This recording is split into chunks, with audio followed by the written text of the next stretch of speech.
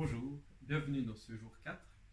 Donc le levain maintenant à 72 heures. Et comme je vous ai dit, c'est vraiment entre les 48 heures et les 72 heures qu'il va se jouer quelque chose d'important.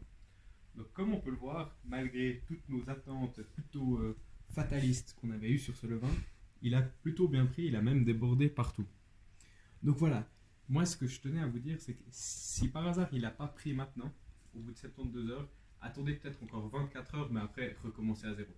D'après mon expérience, un levain, ça ne se rattrape pas. À 72 heures, ça a démarré ou ça ne démarre pas. Ok. Donc là, on a un levain qui a clairement pris, mais qui est encore, on va dire, immature. Donc je vais quand même essayer de faire déjà du pain avec celui-là, mais je vous avoue que j'ai jamais fait du pain avec un levain aussi immature. Donc on va voir ce que ça donne. Maintenant, je vais vous donner ma recette pour le pain. Donc, vous mettez une quantité de farine et vous allez mettre 2,5% de sel, 30% de levain et 70% d'eau. Donc là, j'ai envie de faire un petit pain parce que j'ai un peu peur qu'ils ne prennent pas avec le levain trop jeune.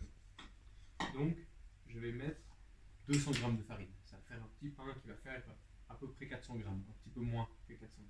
On fait tout avec de la mie blanche. Après, je vous ai dit 2,5%. Là, ça dépend vraiment de votre goût pour le sel.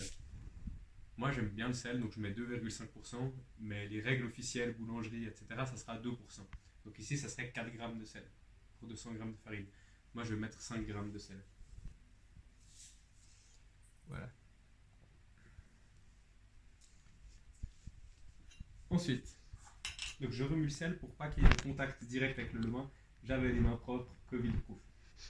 Maintenant, je vais enlever la couche un peu sèche du levain qui est en dessous, là. Voilà. Et maintenant, on a dit quoi? On a dit 30% de levain, ce qui fait 60 grammes. 60 grammes de levain. Donc là, on va regarder, comme je l'ai à peine touché et il s'est complètement dégonflé. C'est extraordinaire. C'est un bonheur de travailler avec ce type de matériel. Donc on était à 209. Voilà. Maintenant, ce levain, il est dégueulasse. Il faudrait que je nettoie le bol après. On va tout de suite renourrir le levain. Surtout avant d'avoir mélangé ici. Parce que sinon, j'ai surtout pas envie de prendre le risque d'amener du sel là-dedans. Donc maintenant, je vais mettre un peu de farine là-dedans. Encore un petit peu. Donc là, je mets tout à l'œil, mais j'imagine que je mets à peu près 20 grammes de farine, 15 grammes d'eau. Si ça vous intéresse. Le but, après, au bout d'un moment, vous allez connaître la consistance que vous voulez. Et puis vous jouerez plus qu'avec ça, vous n'aurez plus besoin de mesurer. Mais au début, disons que là, mettez 20 grammes et 15 grammes. Maintenant, je retourne à mon pain. On a dit 70% d'eau, ça fait 140 grammes d'eau. Vous avez acté, pour les gens qui font déjà du pain, ça fera un pain très humide. Donc moi, je vous conseille simplement de le travailler avec les ustensiles et puis pas avec les mains, parce que ça va être une pâte très collante. On travaillera avec les mains plus tard dans le processus.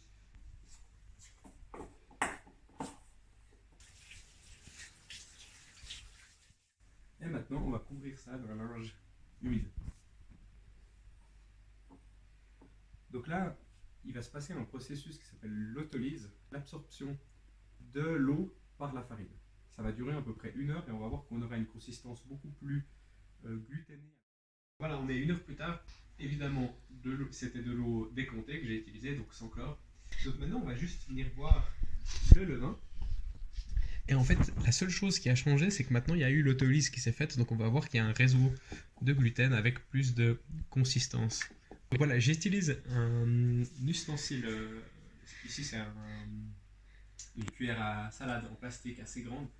Et c'est assez pratique pour ne pas me salir les mains.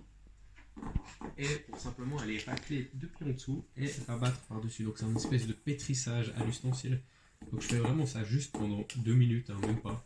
Je rebouche avec mon linge humide. Et maintenant c'est repos pendant une dizaine d'heures. Et puis on fait le point ce soir. À tout à l'heure. Nous sommes le soir du 4e jour et nous nous apprêtons à finaliser notre premier pain. Il y a déjà eu une certaine prise de volume. Pour un levain aussi jeune, on peut déjà être fier de ce résultat-là. Donc, je vais commencer par bien fariner mon plan de travail. Car Le but maintenant, ça sera de faire le pétrissage final. Personnellement, je vais cuire le pain dans une cocotte. Si vous avez une cocotte, préparez-la déjà avec un papier sulfurisé. Donc je vais essayer de sortir ma pâte en un bloc complet. Voilà, c'est pas mal. C'est un pain qui est assez humide, donc il colle au doigt. Donc c'est pour ça que pour l'instant je ne le touche pas trop. Je vais d'abord bien le fariner un peu comme ça. Donc pour l'instant on a une consistance très molle. On peut l'aplatir facilement comme vous pouvez voir. Et notre but ça va être de le pétrir pour retrouver une certaine rigidité dans la pâte. Donc je l'aplatis comme ça et je ramène les bords au centre. Et je vais faire ça quelques fois. Donc là je raplatis.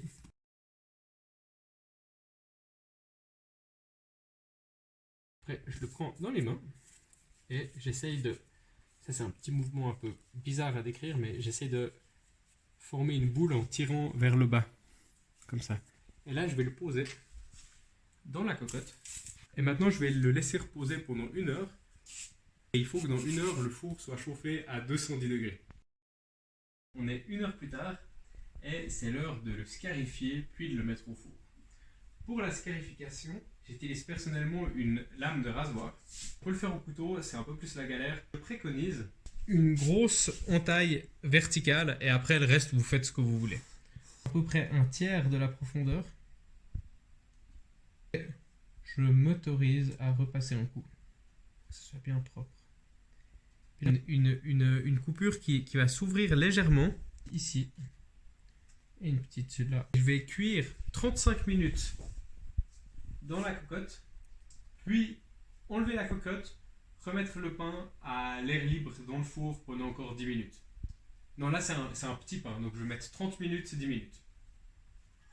Pour les gens qui n'auraient pas de cocotte, vous pouvez essayer de mettre de l'eau bouillante dans un bol pendant la cuisson du pain pour que ça humidifie un peu le four. Ça sera efficace. Le mieux c'est la cocotte, si vous en avez une, c'est vraiment la meilleure manière de faire un pain amateur de qualité. C'est parti. Alors, je sors la cocotte. Et maintenant, c'est le gros moment de suspense. C'est l'heure d'invoquer les dieux afin qu'ils puissent nous bénir. Pas mal. Faut pas oublier d'être satisfait de son pain. Extrêmement important. C'est quoi, il est presque déjà cuit. Vous voyez, il sonne creux. Quand il sonne creux, ça veut dire qu'il est déjà cuit. Donc là, je vais juste le mettre encore 2 minutes en haut du four pour qu'il grille un peu en dessus, qu'il fasse une belle croûte. Et puis dans 2 minutes, il sera prêt. Alors c'est parti YouTube. On sort le pain cette fois, il est prêt. On voit qu'il est un peu plus foncé en dessus. Dans un temps normal, je vais le faire sécher, qu'il puisse un peu évaporer l'humidité. Mais pour vous, ce soir, je vais le couper alors qu'il est encore chaud, ce qu'il ne faudrait surtout pas faire.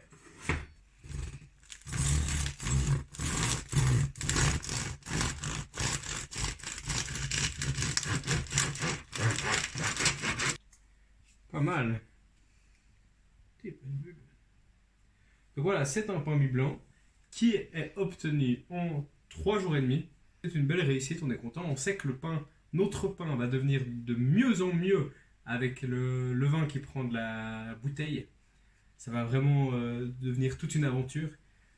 On se retrouve demain matin pour préparer une focaccia.